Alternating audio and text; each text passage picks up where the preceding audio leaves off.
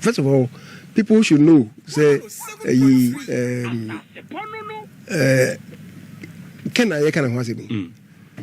I'm not sure, say, anybody knows, maybe apart from being in I'm not sure, say, in politics, we've been in Agyapong journey. I'm not sure. So, being Ken, a chairman. In politics? In politics, nobody knows Ken Agyapong than myself. Okay. Meaning what he can do, what he cannot do. If I say a trouble navy, na winning because under the sun everything is possible. Na Abia, oh, children, that's how he is. Now we call party of his crowd. Oh, the leader. Now, my order was Miss Mayode. Only in Assembia. That was Miss Mayode. I will sorry, I know I'm attack dogs. See, the changes of what can I mean to me as in Tijuana, but maybe it's not my style. And it can, yes, sir. Yes, what can baby say? He said you said in previous I dream him. And I'm saying, how? Ken, how can I say that about you? That's said, be said in previous. Now, maybe people say, Oma over 22, no. Me na mboma ko homa wo ye adwuma na emma de won ba wiase sebe wo hwe wo mo wo yire obi a adwini nti betimi ayesa adwuma no dabi na me mbo because say wo over America oh at the time I'm not going to America na yedin you managed to go, you went there to work, obi adwini nti betimi ayesa about parliament and then you pride yourself sika wenya obi a adwini ni tim no wontimi yesa sebe pride biasa yin anim fere o nipa kronfo kra okokro no bo no succeed ya o de adwini na akoye say ade a mekoye dangerous e fa ha metima ye what you say and they can mentimi nkasa so baby a nemum ne maka and asama me no kan ye say qualification eligibility so you satisfied. But me, I'm looking at the big picture. Okay. The big picture na me kase. E hodie because any pass me see so many years ahead of you. Me kasa. And they may parka and what they say. And what kase o. I was say she and I'm saying woken. Wo ka de me betua ma me ndina. Wo sheda wo de person de me ntokwa fufu me. Now ye dey betua. So we have to overrate it. Also, leader, what they share them. So I'm there. Tell me, that's how the relationship is. Okay. You will be on one minute, no quarter radio. So, oh, mommy, need nothing. Me, I don't, blink. Okay. Over those things because me say, me na can't say me chire me. Yes or no?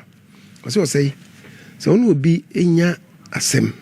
Ne base mo kasamo yen chichiri mu. Was in your bit can say or tonens ano. Na someone yede.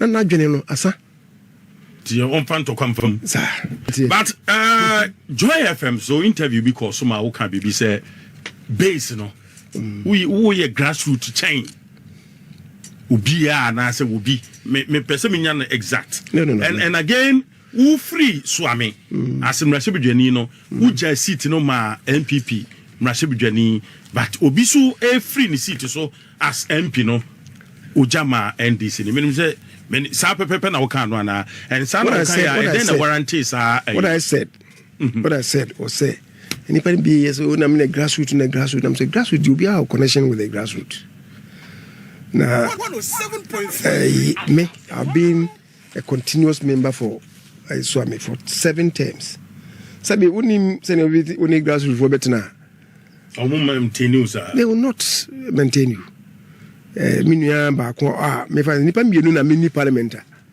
omo na omo so serve for longest period Kyei Amount oni Ken omo serve 6 terms Ken anu ya no so ngo biu Kyei Amount de okoye na ene ma nko yi oti ase Kyei ekoya nka ze nko ne me ebe the same yi ko be ko na nko 7 terms so uni mini partner. You can't go for 6 terms. What you say? Tell me, and me allude to. And I make us so me. And yes, I can't grassroot. I make us be a much more grassroot than even can on no call 6 hours no free for no. And you now refer to Kennedy Agyapong. And the grassroot no. Nobody has control, absolute control, and as a singular control over the grassroot. Okay. Then you know any back on. And and we am in Crawford. You see, at the time I was contesting, you may have people come behind you, but I'm on Crawford. I party in Crawford. Okay. What you say? Of the moment you start talking about Crawford winning me saying, you see, now would the divide be a party anymore. Such that say me fan say one winning. If I couldn't hear there about winning. Or when you boy and say, you're quite bay more. Over here, I say, oh, we win Crawford. Even the same party. Yes, I know. Yes, I know. It shouldn't happen that way. Okay. You know, in the back. Hey, Bia, at this particular time, me, yeah, can you make us a Michelle Munin, Dr. Beomiana, or Wasrono? Dr. Beomiana Wasrono. We've been so for very good reason. If he's a baby, and yet Beomiana Wasro. Oh, Brian Wasro. What you say? For very good reason. Oh, Ken Wasro. For very good reason. Nya wunim wɔ nipa no ho no. Koka eto nkrofo asomua. So what you say? Say beto abama no. Of course. They ya ne ha adwene say obi aka bibi say we bigi say we ebeboa ya agye we no. Hey. Omo no nya adwene no. On debate on the issue we are working on. Na ya temdi. No, e dey be ko hene. Okay. Eno e dey be ko hene. And now yes I know. So yes I know and we are uniting the party no yet den no. Because you change was going to natem. Mo muni di natem. Na sebi. Me so me wadofo. Na se wo so dia wo ye no bi so ye bi kire wa. E bia wo so ngri di changeabo so atem. Nipa na wo support no. So mo so mo pe mo so pe na sem no so esane gu ono so so abeka sei. E the party ni be ko hin. Right, leader me enko ho. Me ka say. Mo mayen tan asem. Mayen tan nipa. Only nipa na nya adwen debate the person on the issues are raising. Anye nipa no. Anye nipa no. Insult no. Enfa yanko baby a. You say yanko pe ni obi di ko nanim.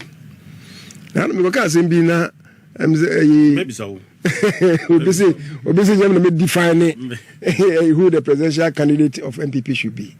I was surprised. So, any pano, you say a friend say, I question TB or something, and I say, why? I question BB. No, I question T. I question quatting. Spokesperson, Mark Kennedy, or Henry. Yes, was former Pierre, Minister of Education. Was going to define who the MPP's candidate should be.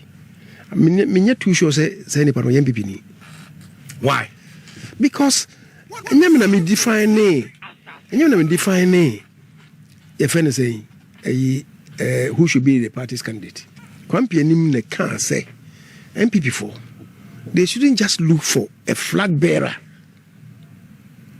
They should look for a presidential candidate.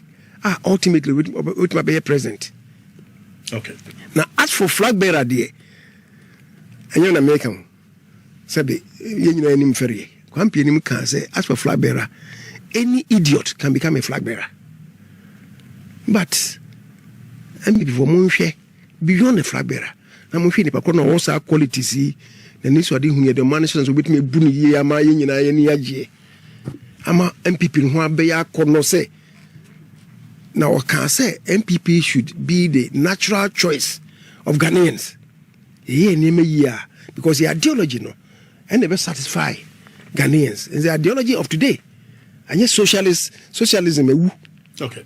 And you bet my partner a very attractive. The party of choice. And now me can say the Kwampi and Mukaya. You reflect on us. I said, Minia. I said, Minio. Leader, na ye jai. Yes, so power. Leader, me call 2 MPP Constitution. MPP Constitution is saying Article 13 Article 13 Clause 7. Or say no member as a member of the party shall be entitled to nomination as a party's presidential candidate unless he or she is a known and active member of at least 5 years. The second one was say that person should be of good character. I don't know, sorry. And then make us say, your constitution, your chairman's about I said, the super ye. I said, we sue and obey ye. I didn't hear. Because, when you are so be a presidential candidate, you are a role model for the party. Obey president, me had now be president and so you are going to be a role model for the entire country. And then our party constitution said that person should be of good character. Article 13, 1, clause 1, subclause 7. Okay. And then the other one was that person should be of good standing. Good standing is saying, we are part of the constitution anymore. Good standing means, say, Abia, what we would dues. You see, levies be a constituency, be pursue levy be what we are. The second part, one kind of party constitution now. Don't tell me, I may define it. It's a party's constitution. So, what kind of party constitution? We MPP need pa. And what kind of party constitution now? No be repeated. I also want to say, and then you go about insulting the person. Me, I don't engage in those things. Sabe, penny for say, we be arena, but them you near ma. For the janko encodinachi. I don't engage in that sad dirty politics. No. State the issue. And penny for say, ye tiny assembly and tiny pa. What you say? As an American, also, I can read Japan as an American. So what did I can read Japan? Who caught to Article 13, Clause 1, noir. I say, as a nipa or person to Franca, ma MPP, as a nisu, and then the buy and one. Did I make us say, has any money the vision, the integrity of the person, it be a muno or bar or manji muno, be a won't even be been telling us, said you 7 periods are corrupt. And it be bisa. The intelligence, the vision, the competence of the person. They can't women. I make us so. Many are no more women. Everybody satisfied the qualification and eligibility criteria. I can't have some data. What you say? Name beyond that, no. Oh, share a governance, no. A dear, me say, candidate Beomia. Because you see, you know, the full complement of those of them who even becoming. But can they be me and who say or stand tall above all others? Independence on the say, me define a leader. Obeka say we a role model. MPP mu those say unkita national position bia and unkita national position. I won't kwan so betre nipa ususu say party needed ba ebeboa because ye can crop for masumo party num. Ache ye pa yentimi nyu ensinchen but man for so this issue of we role model no adenti a won twen na nipa bi a delegates ne be settle on no mon ko market nipa no na mum o frontier obi say asumasi we na me hu ni say ese de ne ko minia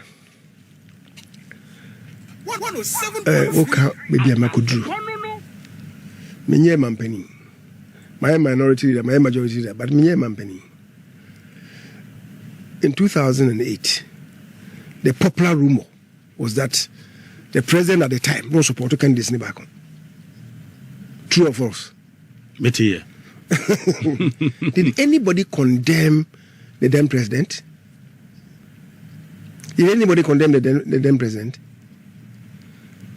So be uncondemned because we nipa maybe I know no na ebia onim nipa no no more pregnant chain people thought to say okay ebia or my in directions ebia hana beboa. Nobody insulted President Kufuor. What do I say? He was the de facto leader of the party as the president.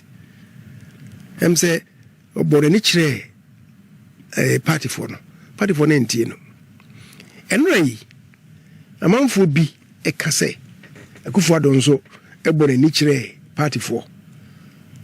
Nobody insulted Ekufuado because Omuni say ono so no baby otie no ohunu nipa ebia ono giri se betumi aboa saa me no giri se betumi aboa enti bia obo ni kire enkrofo me amemete yi I was very close to Ekufuado me Ekufuado ne me yan kasa asem no se bia we na me support no enti bia du ha momwa no he never did anya kokoam nya abonten what you say ebia no ka kire obi ni pa konso di hu nkomo kire obi ba me de wanye sa ntimi nka se Ekufuado yesa ba se Ekufuado yesa mpo na se nkrofo ankondemo no anidi na temu a na che Mensah bonso de o ka se o nipa me hu o mi me so me no nyina na wo mra se bedwefui me de obiara to nsani ni so a me obiara mu duro na me say we ne betumi aboa yen kese a me nua eno no mfonso ama yen ene sen mfonso a wo ho no ene sen 107.3 what you say mfonso a wo ho ne sen enti me feel say this may be the better thing for us today. But now me can't say me name the full complement of those of them who are coming. But the more I declare me say or not stand at all. Okay.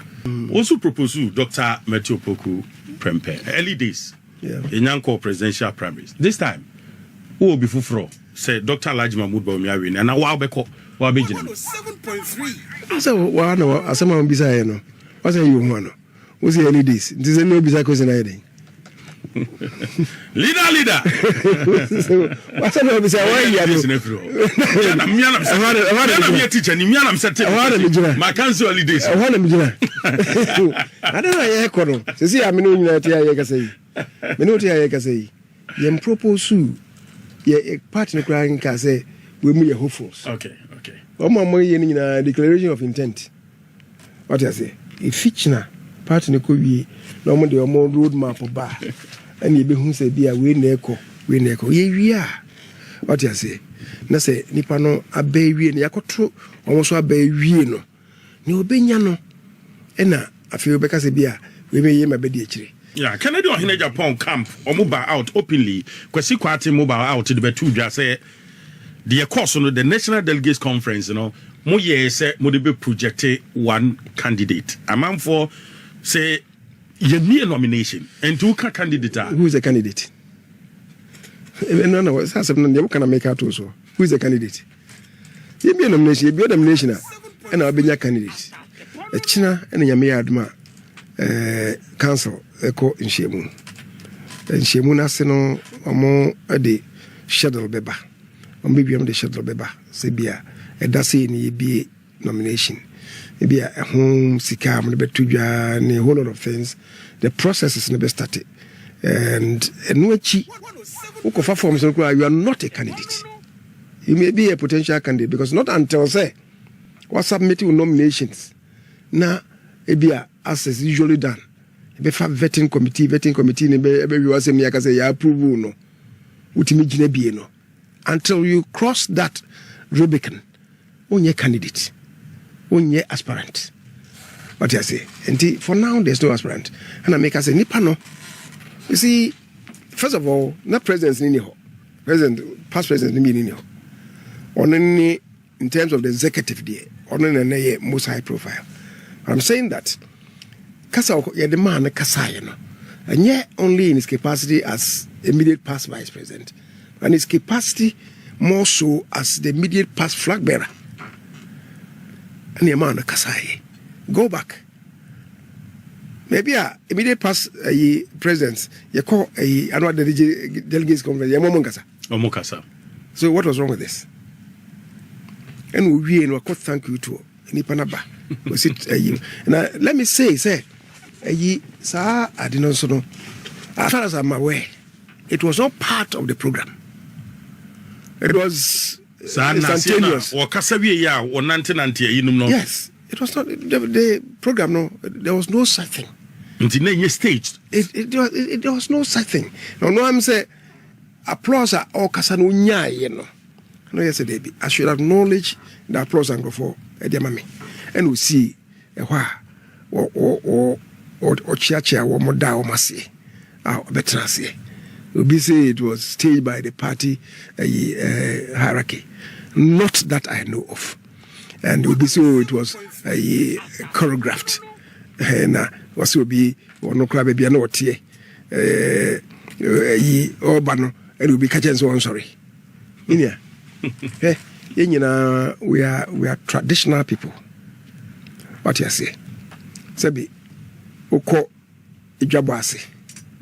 Na ebia and I say a ye bimpo nibia oko eno ote wo hwe o phone so yes say o hini bia eba o chia so phone so kra na hwe because hey so no hini na eba the person is not forcing you was bia fa ni die ma de ni die so no What's some power because I was sorry? Yeah. Rubian team mature. What you say? But in deference to traditional authority, in Tina Bia sorry. What you say? Mampeni say a official functioner when he's coming out. Sorry. And your official functioner. There's a Mampeni Banas officer on sorry. Obi wait my for to say original.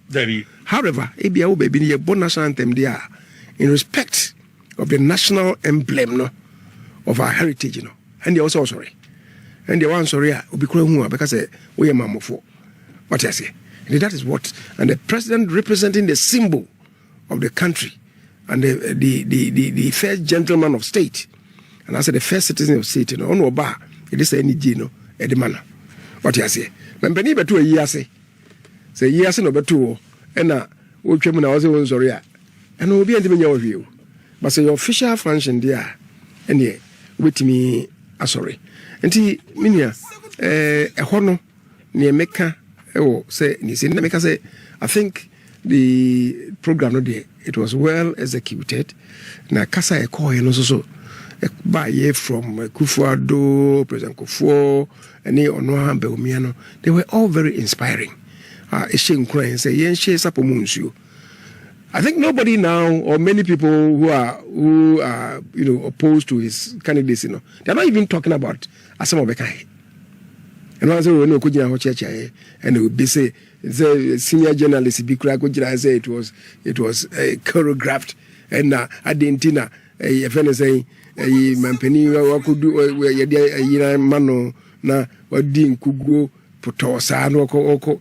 I was wondering because one knows anybody MPP or party for everybody knows we're sympathetic to NDC. John Mahama Kufuor Chan 1 million no. We tried 1 million. Somebody it was unprecedented. Sa journalists no go baby I say John Mahama I put on thank you to John Mahama in 2017. Okay, thank you to. Okoda ne nkrofo ase. Say nipa koda na woka say Beomia e de odin kugu put on this okoda ase no. When John Mahama did one condemn and you obi din twa won ase. Omo de omo do wa moto abama ha. Enso come na so. Na me Kristo ni. Say me Bible say papa mo boni mo ever say dem emenyame. Enti sa. Enipa wu a yenkwa so dem enkoye Thanksgiving service. What of that? Right. From June 24, July 24, 2025 to 31st January 2026 at MPP. As settle say on mayor presidential primaries. Saying as a party no, it too sa kwai no.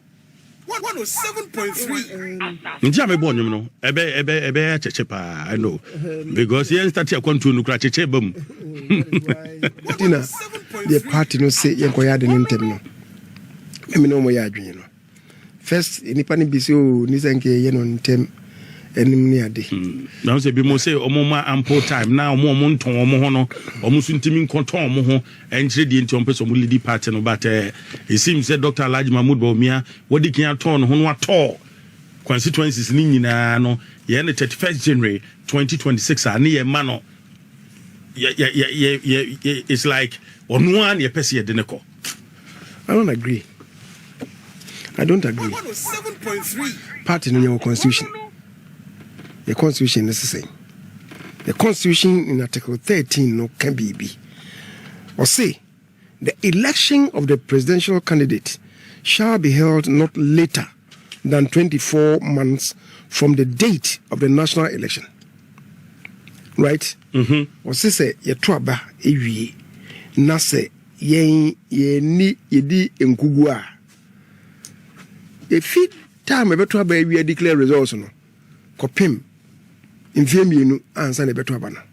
So what it means is that if I say Yatwabana, you swear in a new president. You swear in president from on January 7th.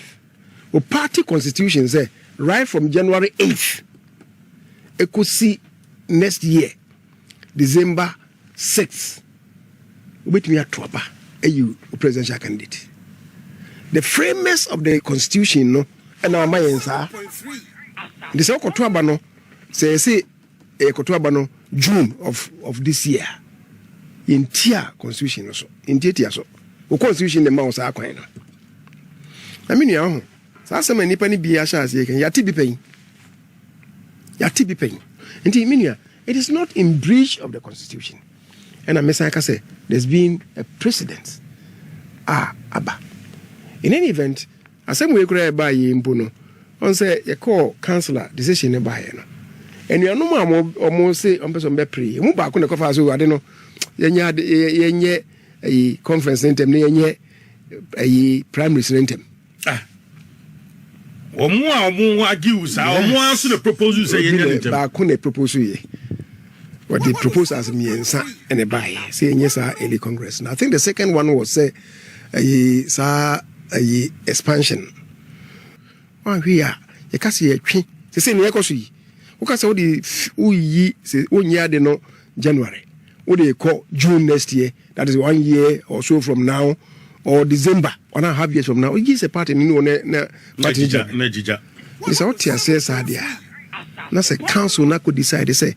And in the party's constitution, it's only the National Council and a set date, Now, after the date had been set, some people were even saying, conference na yenkutungu. I'm saying part in the constitution, it's only the council and it takes a decision. Annual delegates conference, even though the annual delegates conference is the highest decision-making body, and seminar na ye determine ma wo mo nti say amanfo the ye kakraba party ni mu a normal enye news na me de mestre ni say kasa no aye kan and ye hwe ni ye nunu ye ho ye be nunu ye ho na mum kasa no na to bia na ano aye hyedodo so na ne nkugo yi ba ye nso no hwemu aye ya ye nyina no near yen was Shanty region. Near Professor Kyei, the ye national. Any private foundation be dear my ye. Nina Chay and say, Cassa. A Philippine be a numba ye. A far contestants no true near court Dr. Mahmoud will me so. A free people for no. I can't be in my abano. You lose ye. Dion say, Sia, yes, you who na sha sie sa ni ma no san ba menu ya hwe ni mai but leader party MPP womra kuo bia na ye de mra na chichiri kuo no sa enti so betena kuo num na mra no ontimi ni so a ye twe na wo twe ho menim sa political parties amanfo kura hia dodo na enti se atiasefo and by elections are numbers and ye de winning elections but party mra no I get toothless and intimi bite payinfo intimi stamp authority because my year in hwehwemu the ma MPP lose year 2024 general elections make say abysmal performance na de na edimu ntintimam no kase ye ya no kasa in the party and one ne kum yen ya na ton ye ho na ya yewu ya eden na asen pagya leaders muntimi stamp authority wa party no. First of all, me nkase ebia no dia makano ebia no na ye urempimu asiedu ewomu. So we say ni edi mutintimai. I'm not in a position to say that. They meet me I can say eno kan ho bi. Okay. Ene ma ye lusu ye. Na obi say na party no ebia ye duru no. Adenti na party no mpenimfo no omuntimi info mo na nsifom. Oh, ade bi o ha sha se kakra. No phone wa amfa nsuo ngusu ntemu a obehwe no na beye e friend saying ade a untimi ehwe madam fu bi na ebu ni be bi na asem se no si kan no ne de mintimi nkan no radio so ne mo metimi dia fa nchen be bi aka no to achieve the same purpose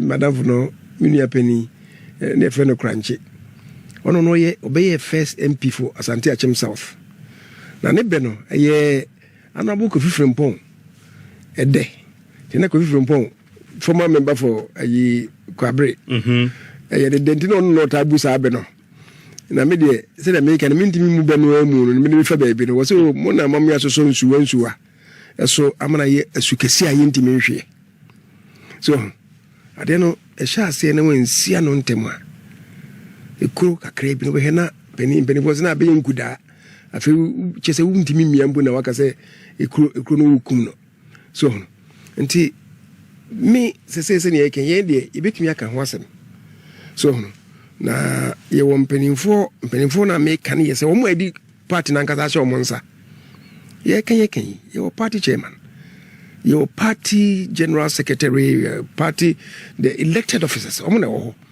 they are the implementers of the constitution of the party your council of elders so your mpenimfo mabesin call like former president Kufuor former president Kufuor maybe embrace say there can be a colloquium involving Sankrofui or Fanny Brofo. They can be there. What was Sankrofui? Well, they come from now. I'm people for Ninja. You want to bring Sankrofui no kabumu na ye mubi. Me say me need official position in the party. But having served as minority leader, having served as majority leader for the longest period in the history of this party, no. So be anye bibia no hunu ebi asa na mani do na yetu ensa fra so bitima kwakire wadwen wo ho. And we need the intervention of some penimfui na nia e touch man yentimi nka ho tenten no because unfortunately for us one must say omukura party ni mu no omo emfiemu no omo nko ni musa even party ni mu no omo nko ni musa te tore bia wo ho wo ko papa ni mu na ko kansa ma papa no anye ni yekura asem no kan na ayediama sana mi hu no nti yenhwe se nyame boa menti ye ne se president Kufuor no mo ni ha e bia mo ba the first thing that they may have to do is to involve some people including the council of elders for ewo na bia me nema ba ko mienu bia akoso no before them no I have not been happy even with the council of elders and then of course so a council of elders so no manya no pacho and the party ni mo asema members be kana fidie so okay so it was timi sisi sansem no na bibia timi twaye mayen there's a long way to go fortunately for us to say more than 3.5 years ahead of us and yes enema is no enye bane mum no yes esi this time